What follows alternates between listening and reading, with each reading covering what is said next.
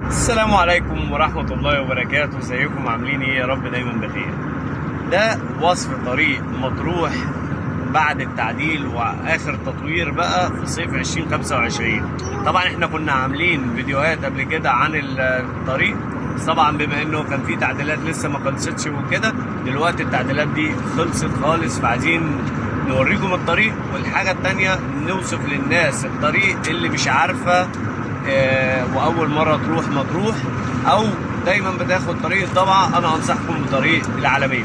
طريق العلمين اقل 35 كيلو وحاجه كده، يعني كويسه جدا، خصوصا لو معاك اطفال وهتقف ريست تعمل اي حاجه من الحاجات دي. تعالوا نوريكم بقى الطريق. احنا لسه دلوقتي حاليا فين بقى؟ احنا دلوقتي كده، احنا دلوقتي داخلين على الكارته الاولى في طريق مصر اسكندريه الصحراوي. طبعا داخلين وهنمون بقى ونكمل معاكم الطريق، خليكم معانا. قبل الكارتة بقى في طريقين، واحد سريع وواحد بطيء. اللي عايز يمون ينزل البطيء، عايز كافيتيريا ينزل البطيء، وبرده في بنزينة برده على السريع قبل الكارتة على طول، برده اللي عايز برده يمون قبل ما يطلع الطريق.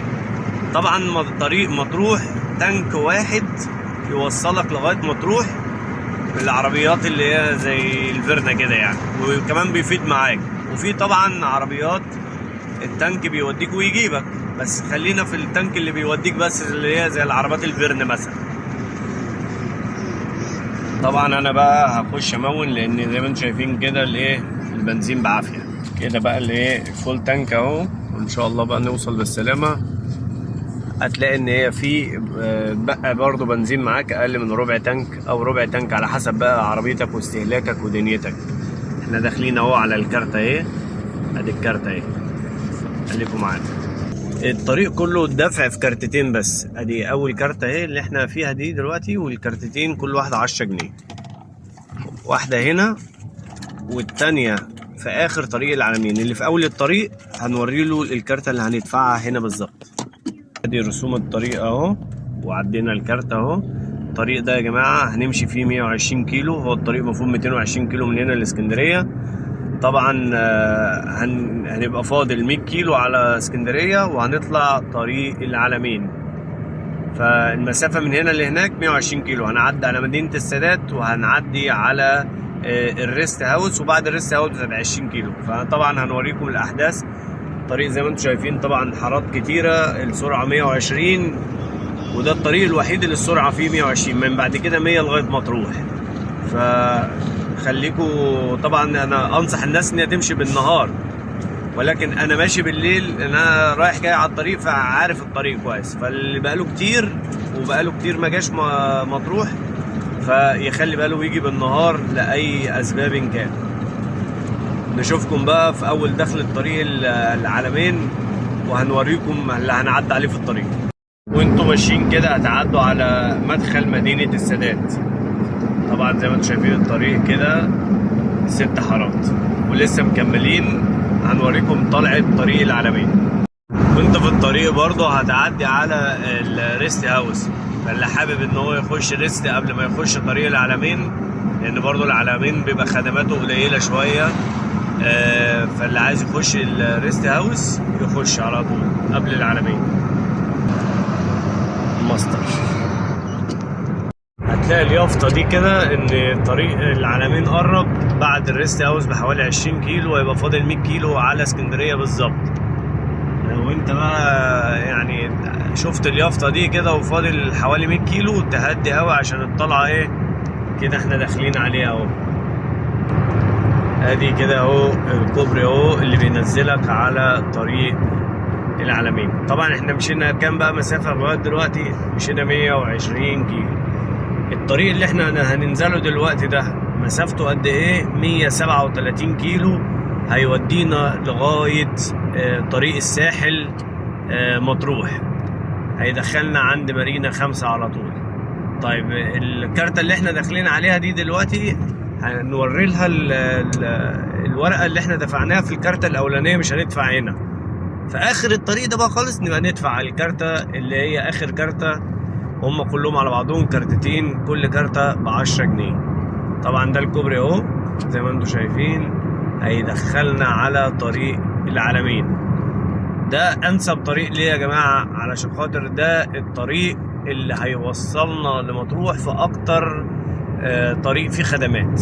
طريق الضبعة هو طريق اطول شوية، ولكن الناس بتحب تاخده عشان تجري وكده والكلام دوت. انا بقول ان اي حد رايح يتفسح ما يجريش ولا اي حاجة، ويمشي كده ايه واحدة واحدة وعلى مهله كده وايه عشان توصلوا بألف سلامة. والحاجة التانية انك انت لو عطلت على طريق الضبعة الخدمات قليلة انك تلاقي حد يصلح لك وكده. اما هنا ان شاء الله تبقى الموضوع اسهل شوية من الايه من الطريق التاني. طبعا احنا داخلين اهي على الكارتة اهي زي ما انتم شايفين اهو. ادي الكارتة اهي، هنوري لها بقى ايه الورقة اللي معانا دلوقتي اهي، اللي هي الورقة دي. الورقة دي يلا بينا نخش على الكارت.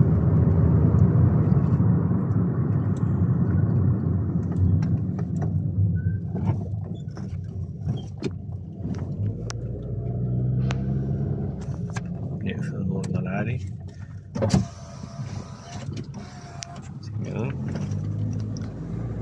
هندفع دلوقتي الكارت.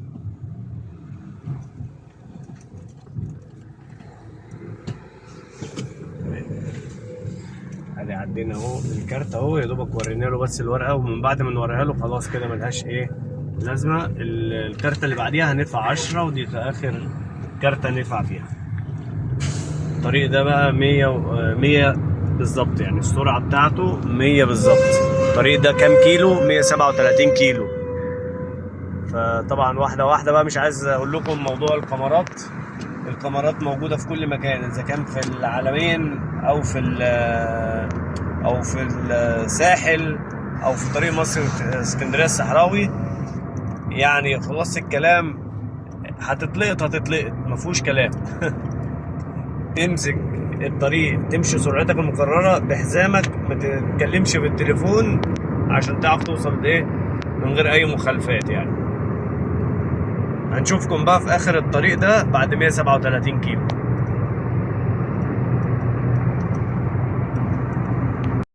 خلي بالكم يا جماعة، اخر طريق العلمين لسه في تحويلة كده بسيطة اهي زي ما انتم شايفين كده، في بس الحمد لله دلوقتي حطوا فيها النور. الاول ما كانوش حاطين فيها النور، دلوقتي حاطين فيها النور. فعشان كده دايما بقول تعالوا بالنهار لأي سبب، لأي تحويلة مفاجأة، أي تصليح في الطرق، فتيجوا بالنهار عشان تشوفوا التحويلات دي لو ما فيهاش نور لا قدر الله ممكن حد ما يشوفهاش ويخش في السور طبعا. فالحمد لله طبعا هم حطوا نور، وانا عارف ان في تحويلة، هو في كارتة بيعملوها ايه جديدة ايه زي ما انتم شايفين كده. كارتة ايه جديدة ايه لسه بيعملوها، فان شاء الله لما يخلصوها يفتحوها الطريق على طول يعني. فطبعا احنا كده قربنا على الاخر ده يا جماعة. كارتة هندفع فيها 10 جنيه، وهوريكم دلوقتي اخر الطريق هنعمل ايه. التحويلة كانت عبارة عن حتة كده صغيرة قيمة كيلو بس، اللي هي دوبك المكان اللي بيعملوا فيه الكارتة على الطريق السريع، يعني بينزلونا البطيء ويطلعوك على السريع خلال كيلو بس واحد يعني. في ناس بتيجي عند الحتة دي في اخر العلمين كده وتطلع طلعة الكوبري اللي هي اللي على اليمين دي، طلعة ايه كده. طبعا هي مش باين دلوقتي احنا ليل، بس الطلعة دي طريق البترول بينزلك بتاخد الطريق ده كده بينزلك على برضو الساحل. بس انا بحب اخد الطريق العلمين لغاية اخره زي ما انتم شايفين كده. يعني انا من ساعة ما دخلت العلمين الى الان على طول مفيش ولا طلعت طريق ولا نزلت من طريق، زي ما انتم شايفين كده. ادي اهي الكارتة اهي، دي اخر حاجة في طريق العلمين، دي اللي هندفع فيها. يبقى كده في اول طريق مصر اسكندريه الصحراوي بندفع مرة، وفي اول العلمين بنوريهم التذكرة، وهنا بندفع مرة كمان. يبقى هي مرتين في طول الطريق اللي بندفعهم زي ما انتم شايفين اهو. نقفل النور العالي ونخش ونخلص الكارتة وهنكمل معاكم. زي ما انتم شايفين اهي فئة ال10 جنيه اهي وكده خلصنا طريق العلمين بسلام.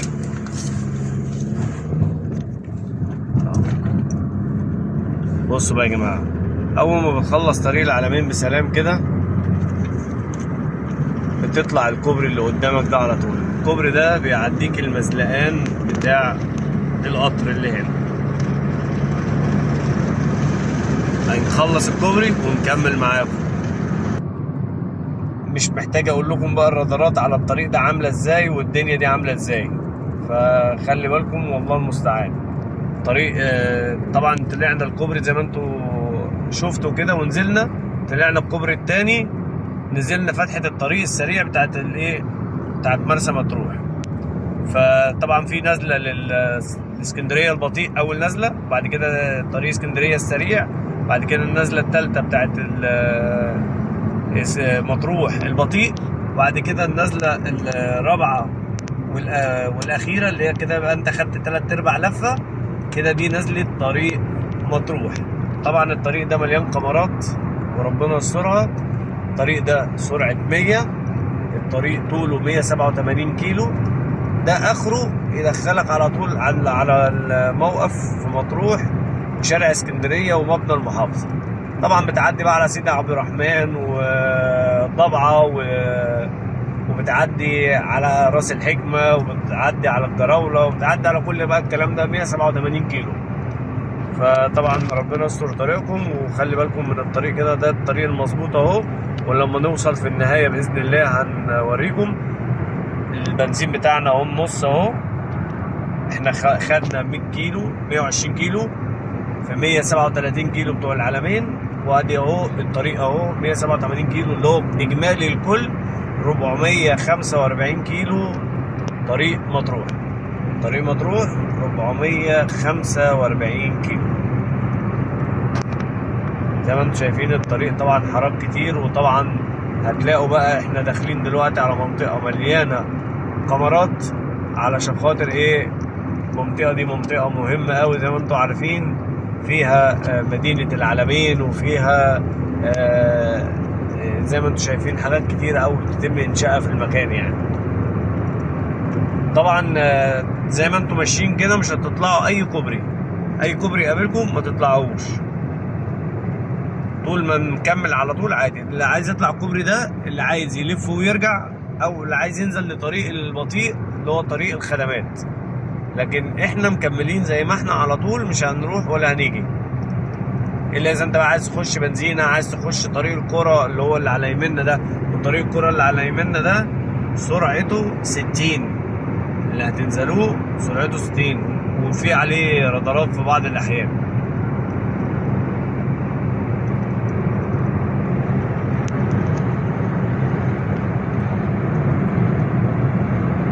حبيب ابو فارس اخبارك؟ والله انا لسه في الساحل اهو، لسه عند مارينا والعلمين والدنيا دي كده كلها. كان معايا العيال دخلوا الريست وكده، ف يعني ماشي على مهلي يعني وبراحتي يعني انت مأكد عليا فماشي بالراحه بقى اهو، والله المستعان. زي ما انتوا كده شايفين كده الطريق طبعا عمال ان انا احاول ان انا اوريه لكم. هو الطريق ما شاء الله طبعا ما فيهوش اي مشاكل، والطريق حاجه كده ممتازه كده زي ما انتوا شايفين كده، 6 حارات بقى، حاجه كده غايه في الروعه والجمال يعني.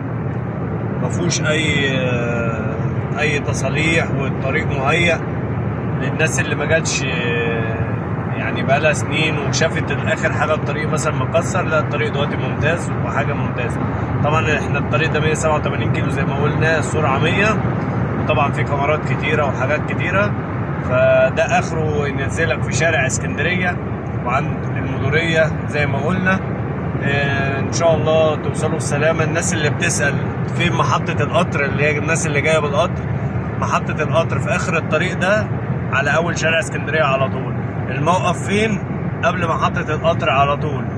طب اخر شارع اسكندرية ده ايه؟ مبنى المحافظة والمديرية والبحر على طول، اللي هو كان شاطئ الهنا، ودلوقتي بقى طبعا الاسامي اتغيرت، بقت ارقام بس، 1 و2 لغاية البوسيط لغاية 5 و6 وكده يعني. فبقت ارقام ما بقتش اسامي زي الاول. فطبعا زي ما انتم شايفين كده، اول ما نوصل اخر الطريق هوريكم الموقف، وهوريكم شارع اسكندريه، وهوريكم محطه القطر، وان شاء الله تكونوا استفدتوا معانا من الفيديو دون ومن الشرح دون. وانتظروا بقى الفيديوهات بقى عن مطروح نفسها، واي حد ليه استفسار عن اي حاجه في مطروح تحت امركم. حد ليه اي خدمه هناك ان شاء الله نقدر نعملها له ونكون قدها باذن الله. اشوفكم على خير، واللي ما عملش متابعه يعمل متابعه. انتظروا بقى الفيديو علشان خاطر نوري لكم اخر الطريق ايه. السلام. زي ما انتم شايفين كده يا جماعه، دي احنا اهو خلاص دخلنا البوابه اهي، وزي ما انتم شايفين ادي البنزين اهو زي ما قلت، في حوالي ربعه كده وصلت الحمد لله مطروح، وفاضل حوالي 10 كيلو على شارع اسكندريه. بصوا ما شاء الله الدنيا عامله ازاي، بصوا ما شاء الله تبارك الله. بصوا يا جماعه، طبعا احنا كده خلصنا الطريق اهو ودخلنا كده، احنا داخلين قربنا من الموقف. خلي بالكم في اشارات مرور دلوقتي هنا اهو والدنيا، فلما تكون مقفوله بقى ايه، مش معنى ان هي ما فيهاش كاميرا يبقى ايه ان احنا نقطعها والكلام ده. خلي بالكم لان في ناس ساعات بتعدي الطريق طبعا، فطبعا دلوقتي عشان الطريق وسع يعني بيجري، فخلي بالكم من النقطه دي، لان المنطقه منطقه سكنيه زي ما انتم شايفين طبعا، فربنا يستر على الجميع. احنا كده داخلين، قربنا على الموقف اللي هو موقف السوبر جيت والميكروباصات، هنوريه لكم. هو هيجي دلوقتي على شمالنا. خلي بالكم يا جماعه دلوقتي طبعا الطريق بقى مليان مطبات واشارات وكده زي ما انتم شايفين كده. بصوا اهو ادي المطبات اهي، فتخلي بالكم من المطبات. بصوا ادي الموقف اهو، بص كل كام متر هتلاقي بص مطب اهو، فربنا يستر عليكم، لان طبعا في ناس زي ما انتم شايفين كده بتعدي الطرق الناحيه التانيه. وادي الاشاره اهي قدامكم اهي، بس الاشاره خضراء اهي. السوبر جيت اهو يا جماعه، موقف السوبر جيت اهو، تمام. وبعديه كده على طول ادي اهو السوبر جيت اهو برضو، هتلاقي بعديه ادي طبعا الاشاره اهي وقفت اهي زي ما انتم شايفين كده اهو. بصوا الميكروباصات اهي،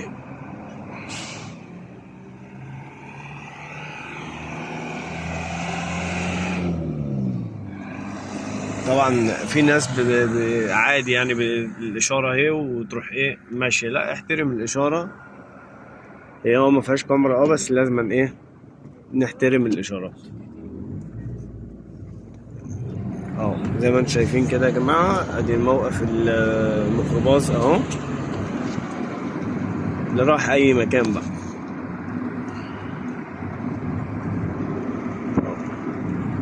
طيب لو انت جاي بقى عن طريق القطر هتنزل فين؟ على يميننا كده قدام المحطة على طول، في وشنا فين؟ شارع اسكندرية والمديرية زي ما قلنا.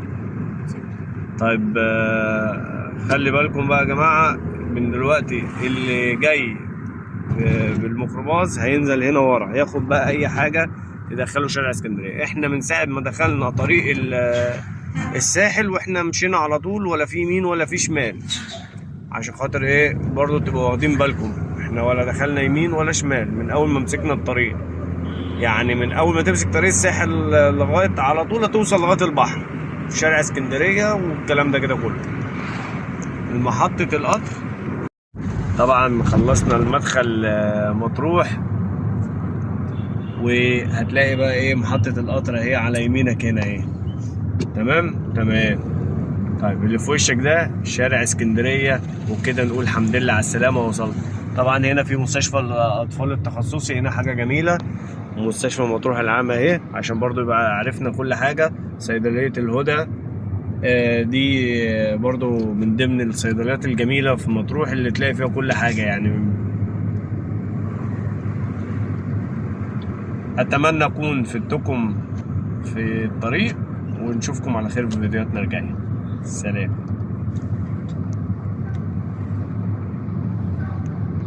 ده اخر الطريق ده المدوريه والبحر. سلام.